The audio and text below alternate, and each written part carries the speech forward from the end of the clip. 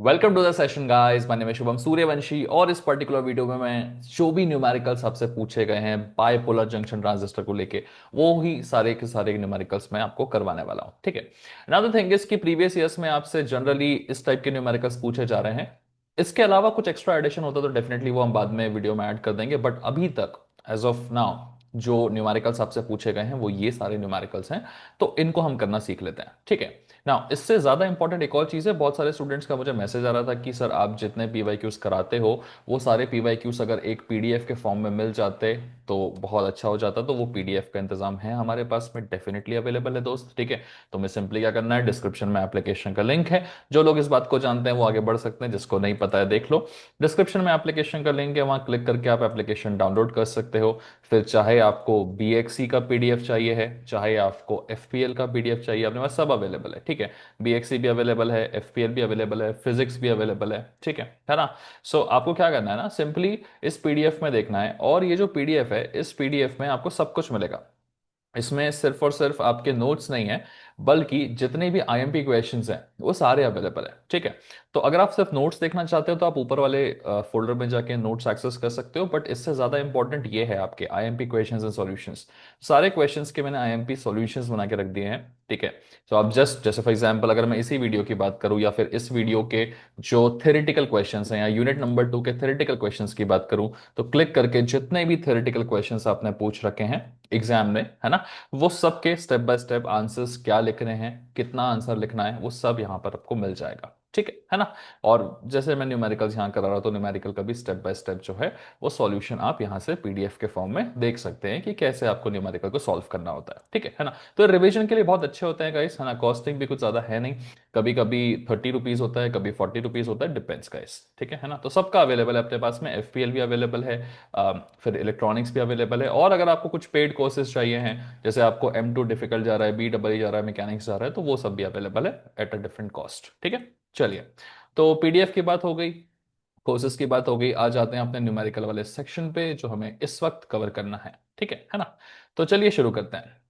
जैसे मैंने आपको बताया कि इस पर्टिकुलर यूनिट से आपको ये 3 न्यूमेरिकल्स हैं जो काफी फ्रीक्वेंटली पूछे जा रहे हैं। इनमें से अगर मैं इस न्यूमेरिकल के बारे में बात करूं तो ये मेरे ख्याल से 2 बार पूछा जा चुका है। ठीक है। सेम न्यूमेरिकल, बस थोड़े नंबर्स चेंज होते हैं, और ये एग्जैक्ट सेम नंबर के साथ में मेरे ख्याल से 3 बार पूछा जा चुका है। इसमें तो नंबर्स भी चेंज नहीं किया है। ठीक है ना। तो ये सारे न्यूमेरिकल्स मैं आपको करके दिखा देता हूं। Okay.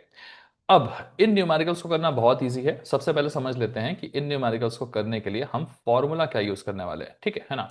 Now the thing is कि देखो यार, फॉर्मूला तो मैं बता दूंगा, लेकिन फॉर्मूला समझने से पहले तुमको थोड़ा सा बाइपोलर जंक्शन ट्रांजिस्टर का वर्किंग पता होना चाहिए, क्योंकि ये वर्किंग पता रहेगा तो तुम अपने फॉर्मूले को काफी इजीली समझ पाओगे। और एग्जाम में अगर न्यूमेरिकल्स में थोड़ा लैंग्वेज भी चेंज कर दे वो, तो उसे आराम से कर पाओगे। ठीक है ना। इसीलिए थोड़ा सा पिछला वाला जो वीडियो है, वन शॉट वीडियो मैंने बनाया है इस पर्टिकुलर यूनिट का, उसमें मैंने पूरा बीजेटी एक्सप्लेन किया था, तो प्लीज उस वीडियो को देख लेना। ठीक है। और अगर आप उस वीडियो को नहीं देख पाए हैं, ठीक है ना, तो मैं थोड़ा सा यहां पे डिटेलिंग कर देता हूं कि आपका फॉर्मूला निकल कैसे रहा है। ठीक है ना। तो सिंपल सी बात होती है कि बीजेटी में क्या होता है ना, 2 करंट्स आते हैं आपके, वैसे तो 3 करंट्स आते हैं बट 2 इंपॉर्टेंट करंट्स हैं। ठीक है। एक होता है तुम्हारा इनपुट करंट, ओके, और दूसरा होता है तुम्हारा आउटपुट करंट। ओके। ठीक है। इनपुट करंट जो है वो बेसिकली तुम्हारा आईबी होता है, जिसे हम बेस करंट बुलाते हैं, जो बहुत ज्यादा स्मॉल अमाउंट में होता है। ठीक है। आउटपुट करंट तुम्हारा बेसिकली आईसी होता है, जिसे हम कलेक्टर करंट बुलाते हैं, और ये बहुत हाई वैल्यू के साथ में होता है। ठीक है ना। अब ये बहुत स्मॉल वैल्यू और ये बहुत हाई वैल्यू में क्यों होता है, जिसने पिछला वीडियो देखा था उसको पता है कि हम बीजेटी को क्या यूज कर रहे हैं, हम बीजेटी को एज एन एम्पलीफायर यूज कर रहे हैं। ठीक है। तो जब हम बीजेटी को एम्पलीफायर की तरह यूज करते हैं तो वो क्या करता है, हम इनपुट में ये छोटी सी वैल्यू का करंट देंगे, है ना, छोटा सा अमाउंट ऑफ करंट हम इनपुट में देंगे, और उस वजह से हमें आउटपुट में बहुत हाई अमाउंट ऑफ करंट मिलेगा। ठीक है ना। So this is my output current IC. Okay, है ना। तो होता क्या है कि छोटा सा अमाउंट देके हमको बहुत बड़ा अमाउंट मिल जाता है करंट का, और हम कहते हैं कि बीजेटी ने क्या कर दिया है, उस छोटे से करंट को एम्पलीफाई कर दिया, बड़ा बना दिया है। और आपका जो न्यूमेरिकल है ना वो इसी चीज पर ही बेस्ड है पूरी तरह से। ठीक है ना। तो अब आप देखिए कि आप इतनी इंफॉर्मेशन की हेल्प से फॉर्मूला कितनी आसानी से बना पाएंगे। ठीक है। एक इंफॉर्मेशन और है, आप देख सकते हैं करंट यहां पर इस तरीके से अंदर घुस रहा है, बेस करंट बड़ी स्मॉल छोटी सी वैल्यू का इनपुट करंट, और यहां से आप देख सकते हैं कि आपका आउटपुट करंट है ना। और ये करंट देखिए यहाँ पे इस तरीके से अंदर घुसेगा, है ना। तो अल्टीमेटली इसका फ्लो कैसे होता है, देखिए ये करंट ऐसा अंदर घुसता है, ठीक है ना, ये आईबी की डायरेक्शन ऐसा अंदर घुसता है और घुसने के बाद में यहां से बाहर निकलता है, ठीक है ना। ओके, सेम ये वाला करंट भी ऊपर से अंदर घुसता है, ठीक है ना, और घुसने के बाद में यहां से बाहर निकलता है। तो हम कह सकते हैं कि मेरा एक करंट आईबी जो है वो यहां से घुस रहा है, और दूसरा करंट आईसी जो आउटपुट करंट है वो यहां से घुस रहा है। आईबी वाला करंट यहां से घुस के ऐसे बाहर निकल रहा है, आईसी वाला करंट यहां से घुस के ऐसे बाहर निकल रहा है, ठीक है ना। और ये दोनों मिला के टोटल क्या बना रहे हैं, आई बना रहे हैं, जो कि एमिटर करंट है। आईबी यहां से घुस के इधर बाहर निकल गया, और आईसी यहां से उसके इधर बाहर निकल गया, दोनों मिलकर क्या बना रहे हैं, टोटल एमिटर करंट बना रहे हैं। तो इसको देख के मैं सिंपली एक इक्वेशन लिख पाऊंगा, क्या इक्वेशन लिख पाऊंगा, कि आईबी और आईसी मिलके आईई बनाते हैं, ठीक है। तो ये सबसे पहली इक्वेशन है जो बहुत ही ज्यादा इंपॉर्टेंट है, जो आपको दिमाग में रखनी है। IB plus IC equal to क्या बनाते हैं, एमिटर करंट बनाते हैं, ठीक है ना। दूसरी इंपॉर्टेंट इक्वेशन देखो, दूसरी इंपॉर्टेंट इक्वेशन जो तुम्हें ध्यान रखनी है वो सिंपल ये है कि डायरेक्टली इस इक्वेशन से तुम एग्जाम में बहुत सारे न्यूमेरिकल सॉल्व कर पाओगे, ठीक है। हमने क्या डिस्कस किया था, हमने डिस्कस किया था कि आईबी की जो वैल्यू रहती है वो बहुत स्मॉल होती है, और आउटपुट करंट आईसी की वैल्यू क्या होती है, बहुत लार्ज होती है, ठीक है ना। तो आप सिंपली बोल सकते हो कि आपका जो आईसी है, ठीक है, वो बहुत बड़ा है। आईसी इज इक्वल टू वो 100 टाइम्स आईबी हो सकता है, ठीक है, वो 200 टाइम्स आईबी हो सकता है, वो 20 टाइम्स आईबी हो सकता है, ठीक है। मतलब IC is equal to 10 times IB हो सकता है, क्योंकि आईसी बहुत बड़ा है आईबी से। IC is equal to 20 times IB हो सकता है, बिकॉज आईसी बहुत बड़ा है आईबी से। IC is equal to 30 times IB हो सकता है, क्योंकि आईसी बहुत बड़ा है आईबी से, ठीक है। तो आईसी इज इक्वल टू हम बीटा आईबी बोलते हैं, मतलब ये बीटा कुछ भी हो सकता है, 20, 30, 40, क्योंकि आईसी इतने टाइम ज्यादा है आईबी से, ठीक है। बस ये दूसरी इक्वेशन, इसको ध्यान रखिएगा, है ना। तो हमारा बीजेटी क्या करता है, हम छोटा सा करंट देते हैं और बहुत बड़ा करंट आउटपुट में मिलता है। तो बहुत बड़ा इस 20 टाइम्स 30 टाइम्स, ये बीटा डीसी का बड़ा पंगा है।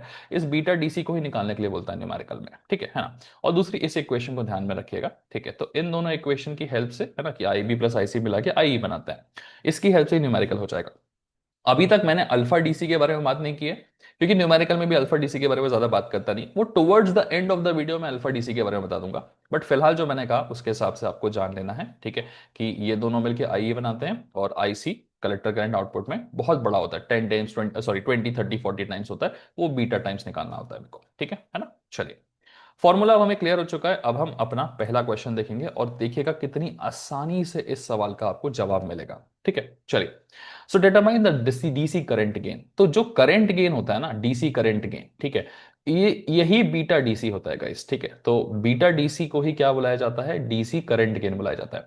तो determine the DC current gain बोला गया, मतलब मुझे क्या बोला गया, मुझे बीटा डीसी निकालने के लिए बोला गया है, ठीक है।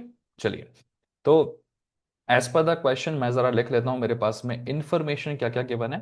हमेशा एग्जाम में एक काम आपको करना है, कभी भी क्वेश्चन आता है सबसे पहले गिवन इंफॉर्मेशन लिखिए।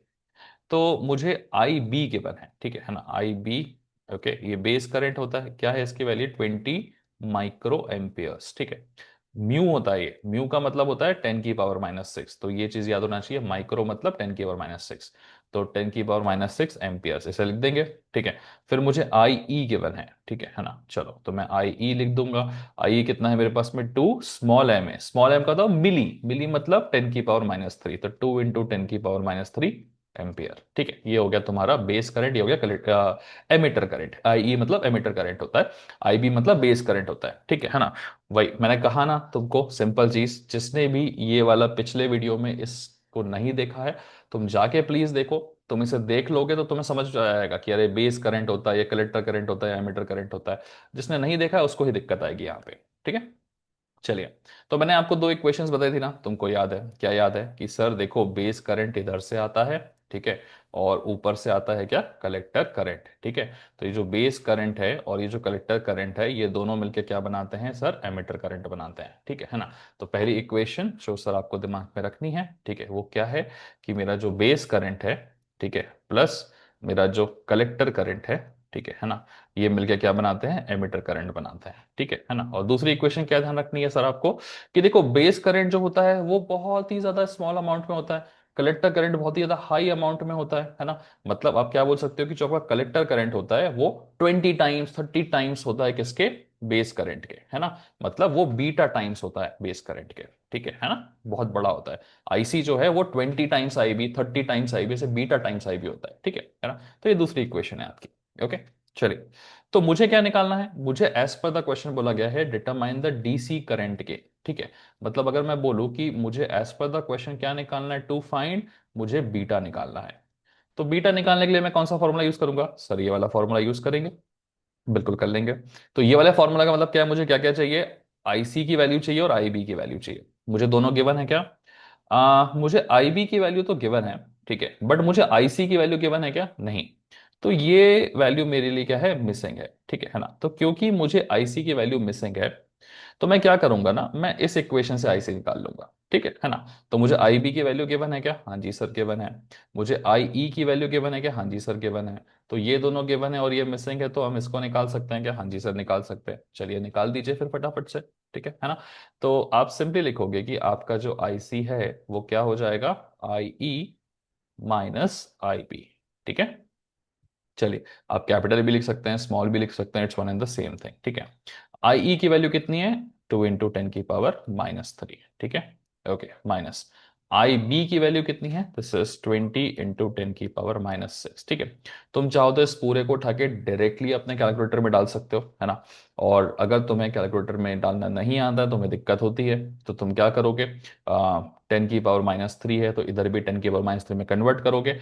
बट फ्रैंकली मैं कह रहा हूँ वो सब करने की जरूरत नहीं है, कैलसी वैल्सी सब अलाउड रहता है, ठीक है। तो उठा के सीधा डाल देना इसको कैलकुलेटर पे, ठीक है। ओके, याद से कैलकुलेटर लेके जाना, छोड़ के मत चले जाना कैलकुलेटर, ठीक है। तो जब तुम इसको सॉल्व करोगे तो तुम्हें कितना मिलेगा, मैंने इसको ना पहले से निकाल के रखा हुआ है, 2 - 0 1.98 होता है ये। सो दिस इज 1.98 इंटू 10⁻³ ऐसा आता है ना। कैलकुलेटर को ध्यान से देखना, वहां पे अलग अलग तरीके से तुम्हें वो सिंबल्स बना के लिखता है, तुम्हें बस सही तरीके से जो है उसको रिप्रेजेंट करना है। और अगर तुम सही तरीके से रिप्रेजेंट नहीं कर पा रहे हो तो कैलकुलेटर में एक बटन होती है जिसका नाम है एस डी बटन, ठीक है। तो तुम उस एस डी बटन को क्लिक करोगे तो एक दूसरे तरीके से ये तुम्हें दिखा देगा रिप्रेजेंटेशन। ओके, बस इस रिप्रेजेंटेशन को थोड़ा सा ठीक तरीके से कर लेना। ओके, ये बहुत इंपॉर्टेंट है, रिप्रेजेंटेशन में गड़बड़ करोगे तो दिक्कत होगी, ठीक है।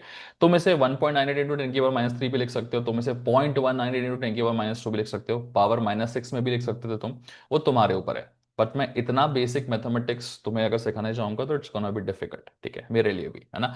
तो सिंपल है कि ये माइनस ये कैलकुलेटर में डालिएगा, हो जाएगा। अगर आपको इस चीज को करने में दिक्कत आती है तो मैं एक बेहतर तरीका आपको बता देता हूं कि देखिए 20 × 10⁻⁻6 है ना, आप इसको क्या कर सकते थे, इधर -3 चल रहा है, इधर -6 चल रहा है, आप सिंपली बोलते कि देखो 20 × 10⁻⁻6 है ना, मैं क्या करूंगा, 3 जीरो पीछे चले जाऊंगा। तो एक जीरो पीछे गया तो 2.0 आ गया, 2 जीरो पूछे गया तो 0.2 आ गया, एक और जीरो पूछे गया तो 0.02 आ गया, मतलब मैं 3 जीरो क्या चला गया, पीछे चला गया। 3 जीरो पीछे चला गया तो क्या बन गया, 0.02 इंटू 10⁻³ मतलब मैं 20 × 10⁻⁻6 को क्या लिख सकता था, 0.02 10⁻³ अब इसको लिख दूंगा तो सब -3 में हो जाएगा और फिर माइनस हो जाएगा, ठीक है। इससे ज्यादा बेसिक गणित नहीं सिखा पाऊंगा, ठीक है। इसके बाद भी अगर आपको इस कैलकुलेशन में दिक्कत हो रही है, आपके किसी भी दोस्त से पूछो, वो प्लस माइनस करना कैलकुलेटर में पुटअप करना थोड़ा बता देगा आपको, ठीक है ना। तो मुद्दे की बात यह है कि हमने क्या निकाल लिया, हमने आईसी का वैल्यू निकाल लिया है जो हमें जरूरत में था, ठीक है ना। चलिए, तो हमने क्या निकाल लिया है, हमने आईसी का वैल्यू निकाल लिया है, ठीक है। ओके, चलिए ये आ गया आईसी का वैल्यू, है ना। अब देखिए आ जाते हैं हम अपने सवाल पे, हमें अपने सवाल में क्या पूछा गया था, हमें अपने सवाल में बीटा फाइंड करना था। और बीटा फाइंड करने के लिए फॉर्मूला क्या था, ये फॉर्मूला था। इस फॉर्मूले में आई बी चाहिए था मुझे, जो कि पहले से क्वेश्चन में गिवन था। और मैंने आईसी की वैल्यू क्या कर दिया है, अभी अभी निकाल लिया है ना। तो अब मेरे पास आईसी आई बी दोनों है, तो मैं क्या निकालूंगा, बीटा निकाल लूंगा। तो मैं अब सबको इरेज करता हूं, ठीक है, और अपने फॉर्मूले को लेके काम पे लग जाता हूं, ठीक है ना। तो सिंपल है, जैसे यहाँ पे लिख देंगे गाइस कि मुझे पता है कि फॉर्मूला, पहले फॉर्मूला लिखेंगे। ओके, फॉर्मूला क्या है, मुझे आईसी निकालना है और मुझे पता है आईसी इज इक्वल टू क्या होता है ना, 20 टाइम्स 30 टाइम्स 40 टाइम्स, मतलब बीटा टाइम्स, ठीक है। बीटा टाइम्स क्या होता है, आईबी, है ना। बहुत बड़ा current is equal to beta times of IB होता है। पता नहीं कैसे ऊपर नीचे लिखा गया ये। Okay, okay. तो अगर मुझे बीटा की वैल्यू निकालनी है तो क्या हो जाएगा, आई सी नीचे क्या आएगा, I B, so beta is equal to I C divided by क्या हो जाएगा, आई बी। बताइए आईसी की वैल्यू कितनी है, 1.98 इंटू टेन की पावर माइनस थ्री, तो आप पुट अप कर देंगे, दिस इज 1.98 इंटू टेन की power minus three divided by I B की वैल्यू क्या है, पहले से गिवन था 20 इंटू टेन की पावर माइनस सिक्स। लिख दीजिए 20 इंटू टेन की पावर माइनस सिक्स, इस पूरे को उठा के कैलकुलेटर में डाल दीजिएगा, बीटा मिल जाएगा आपको। ठीक है, तो कितना होगा ये देखो, थ्री जाएगा 1980/2, 1980/2 कैलकुलेटर में सोल्व करोगे 99 आएगा। ठीक है, तो ये हो गया आपका आंसर। बहुत ही ज्यादा आसान सवाल था गाइस। जैसे मैंने आपको पहले भी कहा है कि सिर्फ और सिर्फ दो ही फॉर्मूलास हैं जिस पे सब कुछ बेस्ड होता है। ठीक है, पहला फॉर्मूला बहुत आसान तरीका है दिमाग में रखने का, क्या कि भैया ये दोनों करंट मिलके क्या बनाते हैं, आई बनाते हैं। ठीक है, तो इन तीनों में से कोई भी एक मिसिंग रहेगा तो सर जी यहां से निकाल लीजिएगा। दूसरा फॉर्मूला, आपका जो कलेक्टर करंट होता है ना, जो आउटपुट में मिलता है, वो 20 टाइम्स 30 टाइम्स 40 टाइम्स होता है बीटा आई बी के, मतलब बीटा टाइम्स होता है। यही बीटा क्या कहलाता है, आपका डीसी करंट गेन कहलाता है, और इसी को निकालने के लिए बोला जाता है ना। तो अगर आपके पास कलेक्टर और बेस करंट दोनों हैं जो कि इधर कहीं से निकल जाएंगे तो बीटा निकल जाएगा, आपका काम खत्म। चलिए, सो आगे एक दो क्वेश्चन और करा देता हूं मैं। This is the next question guys. ठीक है, इसको थोड़ा सा स्टेप बाय स्टेप करने की कोशिश करते हैं। Let's have a look at this. सबसे पहली चीज, ओके, हमें क्या करना है, हमें गिवन इन्फॉर्मेशन को लिख लेना है। ठीक है ना।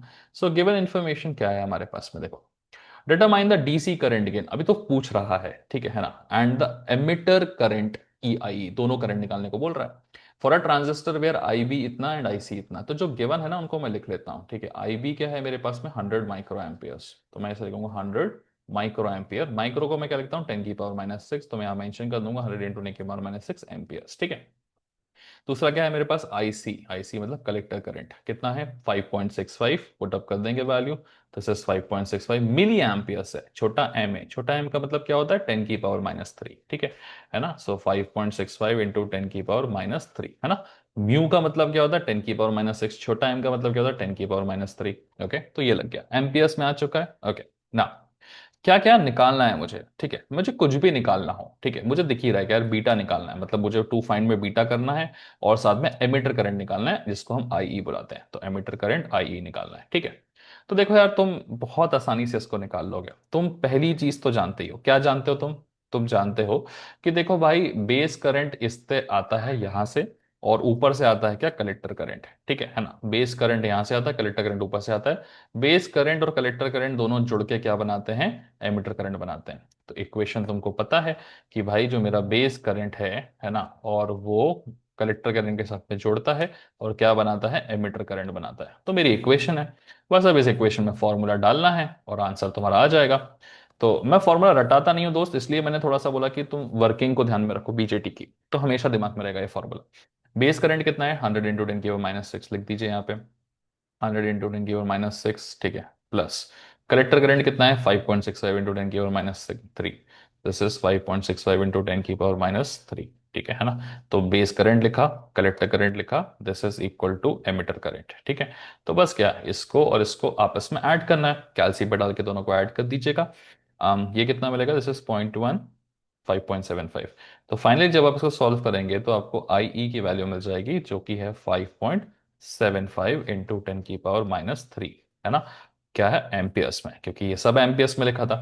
आप इसे और बेहतर तरीके से लिखना चाहें तो आप 10 की पावर माइनस थ्री को हटा देंगे तो उसके लिए क्या लगाना पड़ेगा, आपको स्मॉल एम डालना पड़ेगा।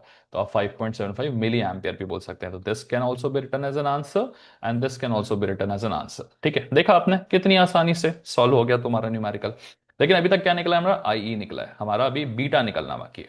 तो सर बीटा भी थोड़ा सा निकाल देते तो, निकाल देंगे ना दोस्त, निकाल देंगे ना।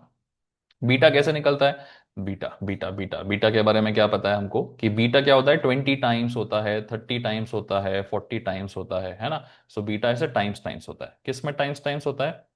तो मुझे सिंपली पता है कि मैं यहां से बेस करंट मारता हूं और ऊपर से क्या निकलता है, कलेक्टर करंट निकलता है। तो कलेक्टर करंट क्या होता है, बहुत बड़ा होता है ना, मेरा कलेक्टर करंट बहुत बड़ा होता है ना। वो 20 टाइम्स हो सकता है बेस करंट के, वो 30 टाइम्स हो सकता है, वो 40 टाइम्स हो सकता है। तो वो जितने टाइम्स होता है ना उसको ही हम क्या बुलाते हैं, बीटा, है ना। वही बीटा जिसको हम क्या बुलाते हैं, डीसी करंट गेन। ठीक है ना। तो मेरी इक्वेशन मेरे दिमाग में हमेशा रहती है कि यार इस तरीके से मेरा होता है। ठीक है, तो चलिए, अगर मुझे बीटा निकालना है तो मुझे क्या यूज करना का, beta is equal to I C, I B आ जाएगा डिनोमिनेटर में, तो beta is equal to I C divided by क्या हो जाएगा, आई बी हो जाएगा। तो सर फॉर्मूला आपके सामने है, चलो जरा वैल्यू पुट कर दीजिए। ठीक है, beta is equal to I C by I B. I C की वैल्यू कितनी है, ये है। सो दिस इज 5.65 इंटू 10 की power -3 divided by I B. I B की वैल्यू कितनी, 100 इंटू 10 की पावर -6। ठीक है ना। सो ये हो गया गाइस। ठीक है, अब इसको आप कैलसी पे अपने सॉल्व करेंगे, सॉल्व करके तुम्हें वैल्यू मिलेगी पावर -4 जाएगा, ऊपर 56.5 आएगा गाइस। ठीक है, तो तुम लगे तो अपने कैलसी में वैल्यू पुट करके चेक कर लेना। ओके, आंसर तुम्हें यहाँ पे 56.5 मिलेगा, है ना। तो अगर तुम इसे सही से देखना चाहो ना, तुम ऐसे बोल सकते हो कि मेरे को पता है क्या, आईसी कितना होता है, 20 टाइम्स, 30 टाइम्स, 40 टाइम्स। तो यहां पर कितना है, यहां पर 56.5 टाइम्स ऑफ आई बी है। समझ में आया, IC 56.5 times of I B है, क्योंकि बीटा इतना आया है। तो ऐसे हो सकता है बड़ा सा वैल्यू। ठीक है, चलिए। नाउ ये जो सवाल आपने देखा, इसी से एग्जैक्टली मिलता जुलता आपका अगला वाला क्वेश्चन है। ठीक है, ये वाला क्वेश्चन पूरी तरह पिछले वाले क्वेश्चन पे की तरह ही है। ठीक है, तो मैं चाहता हूं कि आप वीडियो को पॉज करके इस क्वेश्चन को खुद से ट्राई करें सॉल्व करने का, और उसके बाद में वीडियो को प्ले करके आंसर चेक कर लीजिएगा। अब तो आप तो एकदम प्रो हो गए होंगे। ठीक है ना। चलिए लिख लेते हैं। पहले गिवन इन्फॉर्मेशन क्या है, मुझे आईबी के बारे में गिवन है। आईबी इज इक्वल टू कितना होता है, 50 माइक्रो एम्पियर। ठीक है, माइक्रो की जगह मैं डायरेक्टली लिख दूंगा 10 की पावर -6 एम्पियर। हाँ जी, लिख दिया। आईसी की वैल्यू गिवन है मुझे, आईसी कितना है मेरे पास में, 3.65। ठीक है, और क्या दिया है मुझे, मिली एम्पियर। छोटा एम का मतलब क्या होता है, 10 की पावर -3 एम्पियर। ठीक है ना। अब मैं जाता हूँ, दो ही फॉर्मूले हैं, अब तो लिखते लिखते याद हो चुका है मेरे को। सबसे पहला फॉर्मूला क्या होता है कि भाई base current plus collector current मिलकर क्या बनाते हैं, एमिटर करंट बनाते हैं। ठीक है ना। तो मुझे बेस करंट पता है, कलेक्टर करंट पता है, दोनों को ऐड करूंगा, एमिटर करंट निकल जाएगा, और वही मुझे निकालना भी है। तो निकाल ही दो ना फटाफट से, चलो निकालते हैं। सो दिस इज 50 इंटू 10 की पावर -6 प्लस 3.65 इंटू 10 की पावर -3। ठीक है, इज इक्वल टू क्या, आई ई, है ना। अब आप अपने कैलसी में इसको डालिएगा, ये क्या बनेगा, 0.05, 3.7 बन जाएगा। सो 3.7 इंटू 10 की पावर -3, है ना। इन दोनों को कैलसी में ऐड करना, 3.7 बनेगा।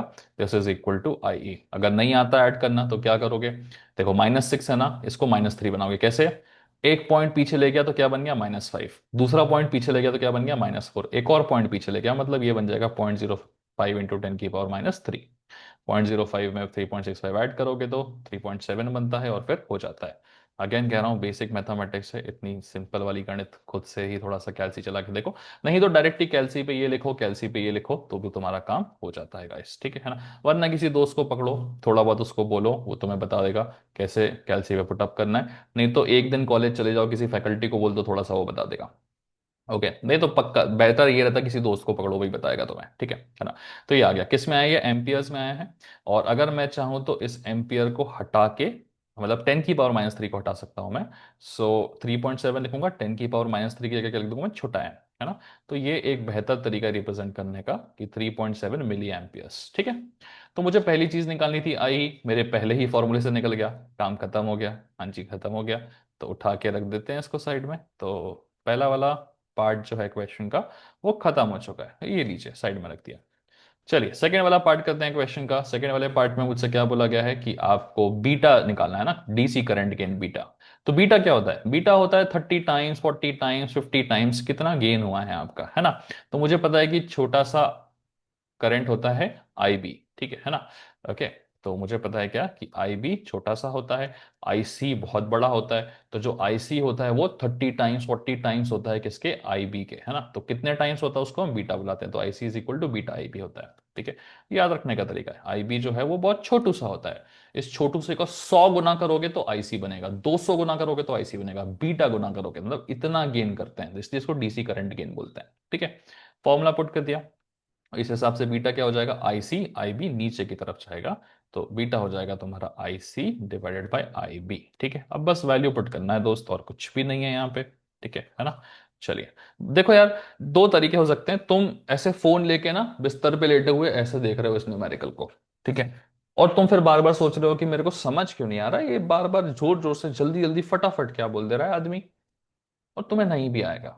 ठीक है, एक बार जरा उठ जाओ अपने बिस्तर से, पेन और पेपर लेके एक दो बार इसको लिख के देख लो, खुद से एक से दो बार भी लिख लोगे ना, दिमाग में बैठ जाएगा। बहुत सरल न्यूमेरिकल, बहुत ईजी है। ठीक है, बट वो लेटे लेटे तुम देखते रहोगे तो लेटे ही रहोगे, फिर तुम गड़बड़ हो जाएगी। ठीक है, सो आईसी की वैल्यू कितनी है? 3.65। पुटअप करते हैं, दिस इज 3.65 इंटू 10⁻³ ठीक है, डिवाइड बाय आईबी की वैल्यू कितनी है? 50 इंटू 10⁻⁶।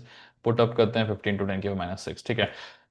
सो सॉल्व करोगे कैलसी में क्या आ जाएगा? ये 3 हो जाएगा, 3650 बाय 557 35 1553 15। तो बीटा का जो वैल्यू आएगा वो कितना आएगा? 73 आएगा। तुम अगर अपने फास्ट कैलकुलेशन कर सकते हो तो कर लेना, और अगर तुम नहीं कर पाओगे तो इस पूरे उठा के कैलसी पे डाल देना।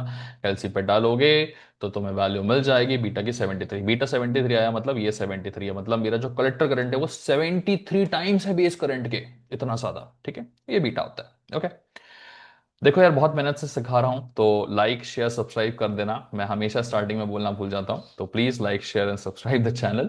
और अपने दोस्तों के साथ में लिंक शेयर करो वीडियो का, उनको भी बताओ कि कितना क्वालिटी कंटेंट अवेलेबल है अपने पास, ठीक है।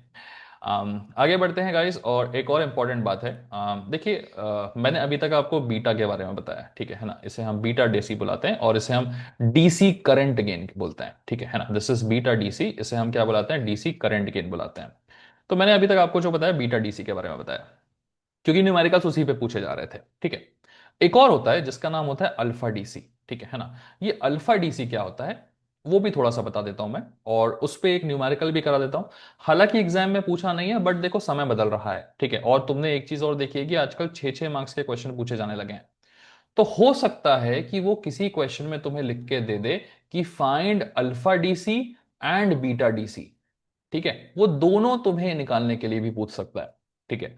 तो भगवान ना करे अगर तुमसे ऐसा पूछ लिया कि find alpha DC and beta DC, तो तुम तो बोलोगे सर मेरे को बीटा डीसी तो आपने सिखाया था, अल्फा डीसी तो मेरे को आता ही नहीं था, तो मैं तो फंस गया। तो तुम ऐसे फंसो ना, इसलिए मैं तुम्हें थोड़ा सा अल्फा डीसी सिखा दे रहा हूं। बहुत ईजी है, बहुत ही ज्यादा ईजी है। समझो कैसे काम होता है, ठीक है। इनफैक्ट अल्फा डीसी सिखाते सिखाते मैं तुम्हें अल्फा बीटा के फॉर्मूलाज भी दिखा दूंगा। ओके, तो देखो, बहुत इजी है समझना। कैसे समझ सकते हो? तुमको पता है ना कि ये जो करंट है आईबी, ये बहुत ही ज्यादा स्मॉल अमाउंट में होता है। हाँ जी सर, पता है। तुमको पता है ना कि ये जो करंट होता है कलेक्टर वाला, ये बहुत ही ज्यादा हाई अमाउंट में होता है। हाँ जी, पता है। और आईबी का करंट जो है वो ऐसे आ रहा होता है। हाँ जी, पता है सर। आईसी का करंट ऐसे आ रहा होता है। हाँ जी, पता है सर।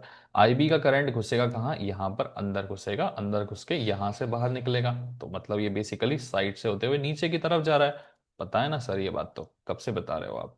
आईसी का करंट ऊपर से घुसता हुआ नीचे की तरफ जा रहा है, ये भी पता है सर। और ये दोनों मिला के क्या बनता है टोटल आपका? एमीटर करंट, है ना, है ना। तो एमीटर करंट ये भी पता है सर आपको। तो आप सिंपली क्या बोलते थे कि I B plus I C is equal to क्या? आई ई, यही चीज बोलते थे ना। हाँ जी, पता है सर इसको। अब यहां से आगे की तरफ देखो, ठीक है ना। ओके, चलो। तो देखो कैसा होता है ना, क्योंकि आईबी की वैल्यू बहुत छोटी सी होती है, तो हम क्या क्या बोलते हैं कि कभी कभी कि यार IB is almost equal to zero. तो ऑलमोस्ट इक्वल टू जीरो, तो उस केस में क्या हो जाएगा? मेरा आईसी इज इक्वल टू क्या हो जाएगा? आई ई के बराबर हो जाएगा, है ना। ठीक है, बट ये almost equal to zero, exactly ऊपर जीरो नहीं है, इसलिए मैं इक्वल टू नहीं लगा सकता। मैं बोलूंगा कि ये लगभग आई ई के बराबर हो जाएगा, समझे, है ना।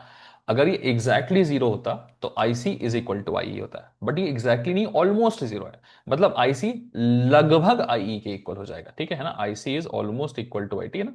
ये इस टाइप का सिंबल बनता है, ठीक है। तो अगर मुझे इक्वल टू लगाना है, ठीक है ना, अगर मुझे इस सिंबल के इक्वल टू लगाना है आईसी, तो मुझे एक अल्फा डालना पड़ता है, ठीक है। ये होता है तुम्हारा अल्फा डीसी।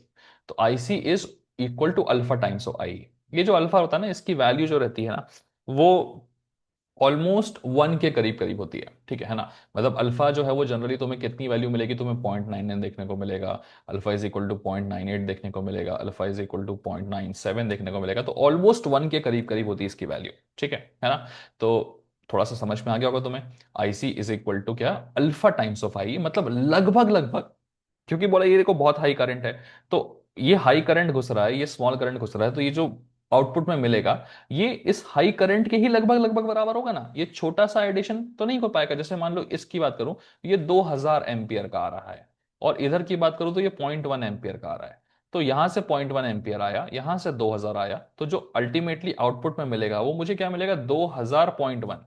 मतलब वो लगभग लगभग 2000 के बराबर ही मिलेगा, ठीक है ना। तो आईसी लगभग लगभग आईई के बराबर ही होता है, लेकिन एग्जैक्टली बराबर नहीं है, है ना। ये 2000 है, 2000.1 है, मतलब ये इसका लगभग 99% है, मतलब इसका 0.99 टाइम्स ये है, है ना। तो इस तरीके से तुम्हारा अल्फा बनता है। ओके, ठीक है। चलो, अब इस अल्फा का एग्जैक्टली यूज क्या है वो देख लेते हैं। अल्फा की हेल्प से एक्चुअली फॉर्मूलाज ही बनते हैं और कुछ नहीं बनता है ना। बीटा बीटा के फॉर्मूला बनते हैं, ठीक है।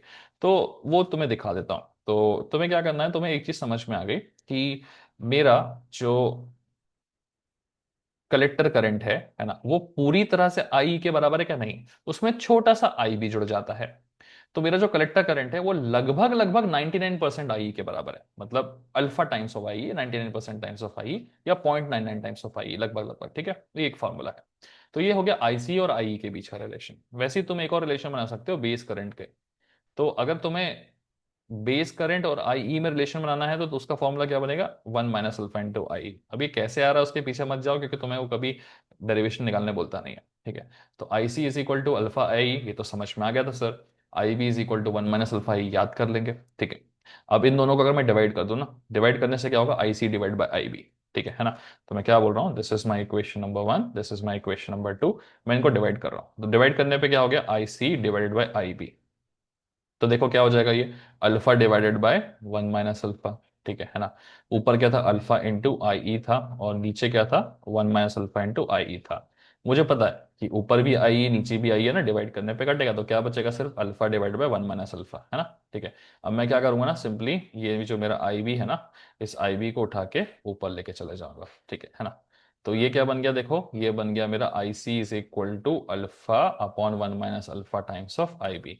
अब देखो किसी ना किसी का दिमाग तो जल्दी चमकने लगा होगा कि सर क्या करेंगे, हम इस अल्फा अपॉन 1 - अल्फा को कुछ और लिख सकते हैं। क्या लिख सकते हैं सर? बीटा लिख सकते हैं। तो हम क्या लिखेंगे? I C is equal to beta times of I B. अरे तो वही आ गया सर जो हम अभी तक पढ़ रहे थे। हाँ, तो आ गया ना दोस्त, है ना, कि हमारा जो कलेक्टर करंट होता है ना, वो 20 टाइम्स आई बी होता है, 30 टाइम्स आई बी होता है, मतलब कितना? बीटा टाइम्स आई बी होता है, ठीक है ना। तो तुमको क्या करना है ना, तुम समझ चुके हो कि यार अल्फा का बेसिकली इंपॉर्टेंस कहाँ आता है। अल्फा का इंपॉर्टेंस आता है आपका इस फॉर्मूले को क्रिएट करने में। और एक बार ये फॉर्मूला क्रिएट हो गया तो इसी फॉर्मूले पे तुम न्यूमेरिकल सॉल्व करते थे। तो बस वही है ना। तो अल्फा, बस इतना ध्यान रखना कि यार ये आईसी और आई की रिलेशन भी बता सकता है, इसका भी बता सकता है, इसको दिमाग में रख लेना तुम, बस और कुछ नहीं है, ठीक है ना। तो ये जो मैंने अभी भी कराया ना, इसको दिमाग में रखोगे तो अल्फा बीटा दोनों का क्वेश्चन हो जाएगा। और बट अगेन डिपेंड्स, तुमको नहीं रखना है तो तुम ऊपर जो बीटा सीखा है वो भी कर सकते हो, ठीक है ना। तो चलो अब जरा एक आधा न्यूमेरिकल देख लेते हैं जिसमें अल्फा बीटा दोनों का डिस्कशन है। ओके, सो चलो देखते हैं। Now determine the alpha DC and beta DC if I B and I E are given, ठीक है। तो अब तो तुम्हें आदत हो गई होगी यार, ठीक है, कि पहले तो गिवन इन्फॉर्मेशन लिख लो, काम वैसे ही आसान हो जाता है, ठीक है। सो आई बी इज इक्वल टू कितना है? 30 माइक्रो एम्पियर्स, तो 30 × 10⁻⁶ एम्पियर्स, ठीक है ना।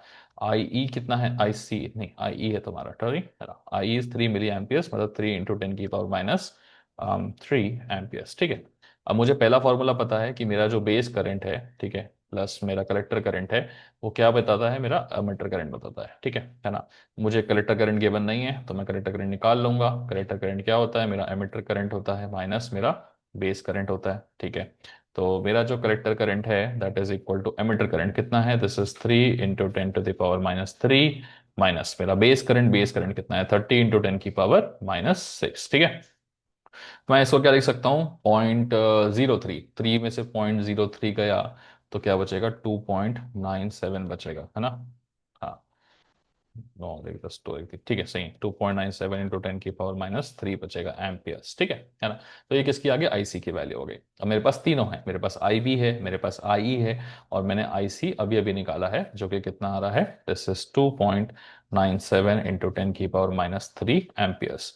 गाइस प्लीज चैट जीपीटी में ये सारे क्वेश्चंस मत डालिएगा, वो चैट जीपीटी वो आई सी आई बी आई को पता नहीं क्यों रीड नहीं कर पाता है। मैंने एक दो बार ट्राई किया था, ठीक है। सो वहां से आंसर्स आपके बिल्कुल भी मैच नहीं करने वाले हैं, ठीक है। और मैच नहीं करेंगे तुम खुद इरिटेट हो जाओगे, ठीक है ना। तो बेहतर है कि यहाँ का सॉल्यूशन देख लो, जबरदस्ती हर चीज को चैट जीपीटी पे मत ढाल दिया करो, ओके। चलो, अब मेरे पास सब कुछ है। अब मुझे क्या क्या निकालना है? देखिए, मुझे पहले अल्फा डीसी निकालना है, बीटा डीसी निकालना है। तो देखो अल्फा डीसी तो मुझे पता है। अल्फा डीसी में क्या होता है? मेरा जो कलेक्टर करंट है, ठीक है, वो अल्फा टाइम्स होता है मेरे एमिटर करंट के, ठीक है ना। ओके, पता है मेरे को, राइट, है ना। कैसे निकलता है वो भी पता है, थोड़ी देर पहले दिखा रखा था।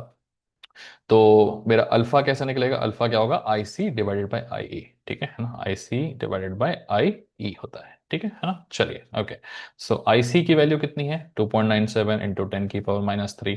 ठीक है, 2.97 इंटू 10 की पावर -3 डिवाइडेड बाय आई की वैल्यू कितना है? 3 इंटू 10 की पावर-3, है ना? जैसे मैंने कहा था ना, देखो अल्फा की वैल्यू बहुत छोटी छोटी होती है, 0.99 के आसपास होती है, और वही निकलने वाली है। देखो 2.97/0.3 आ रहा है। एक बार कैलसी उठाते हैं। कैलसी तो नहीं है, मैं फोन पे ही कर डालता हूँ कैलकुलेशन, सिंपल है। 2.97 divided by 3, so 2.97 divided by 3। उप्स, 0.99 ही आ रहा है। देखो तो ये बहुत छोटी वैल्यू आती है, ठीक है ना? सो अल्फा की वैल्यू होगी 0.9। ठीक है, लगे हाथ जरा बीटा का भी कर देते सर तो काम बन जाता। चलो निकाल देते हैं। बीटा का फॉर्मूला तुमको पता है कि कलेक्टर करंट क्या होता है? 30 टाइम्स, 40 टाइम्स, 50 टाइम्स, मतलब बीटा टाइम्स होता है कितने? आई बी के। तो यहां से तुमको पता है आई बी इज इक्वल टू क्या होता है? कलेक्टर करंट डिवाइडेड बाय क्या होता है? Base current. राइट, ठीक है। सो कलेक्टर करंट कितना निकला है तुम्हारा? दिस इज 2.97 इंटू 10 की पावर में -3 divide by base current. Base current कितना है तुम्हारा? 30 इंटू 10 की पावर-6। ठीक है, सो दिस इज 30 इंटू 10 की पावर-6। ठीक है, ओके चलो। तो ये कितना हो जाएगा? इसको सॉल्व करेंगे। ये जाएगा 2970/30। सो 2970 डिवाइड बाय 30 करोगे तो कितना आ रहा है? 99 आ रहा है। ठीक है, वाह। बताओ, देखो अल्फा 0.99 आ रहा है, तो बीटा 99 आ रहा है। बीटा बहुत बड़ा होता है, ठीक है, 99 टाइम्स। तो collector current is 99 times of I B. ठीक है, अल्फा बहुत छोटा होता है, 0.99 आ रहा है। ठीक है, तो इस तरीके से तुम्हें अगर अल्फा बीटा दोनों भी पूछा जा रहा है, क्योंकि बड़े क्वेश्चन में, तो तुम दोनों निकाल सकते हो। Okay, so it's very very simple guys. ठीक है, बेसिक फॉर्मूला बेस्ड है। अच्छा लगा है चीज़ें तो लाइक शेयर सब्सक्राइब प्लीज़ करिएगा। और जैसे मैंने कहा कि अगर जो कुछ मैं पढ़ाता हूँ वो किसी भी यूनिट के बारे में हो, ठीक है ना?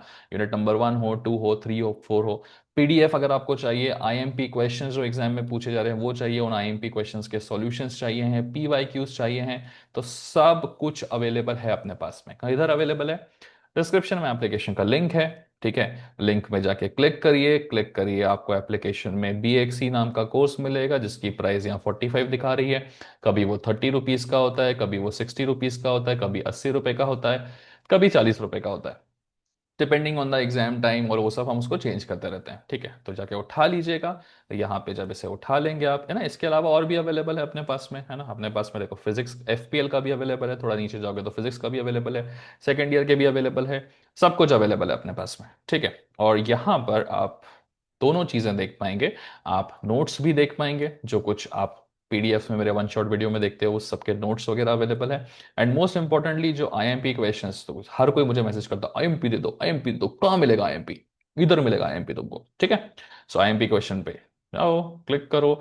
सारे आईएमपी क्वेश्चंस, इनफैक्ट जो क्वेश्चंस मैंने करा रखे हैं वो सब आपको मिल जाएंगे। और एक मोस्ट इंपॉर्टेंट बात गाइस, ठीक है, अगर 2026 में कोई नया पेपर आएगा, उसमें नया न्यूमेरिकल आएगा, तो वो भी इस PDF में अपलोड कर दूंगा मैं। तुम अगर इस वीडियो को 2027 में देख रहे हो, टेंशन मत लो, अगर नया न्यूमेरिकल आ चुका है तो वो भी इस PDF में अपलोड हो जाएगा। ठीक है, तो ये PDF इंपॉर्टेंट है, इसको तुम एक्सेस कर लेना। ठीक है, चलिए, okay. So that was all for today guys. Again like share subscribe करिए और अपने दोस्तों के साथ में शेयर करिए इन चीज़ों को। चलते हैं, मिलते हैं नेक्स्ट वीडियो में। Bye bye and take care guys.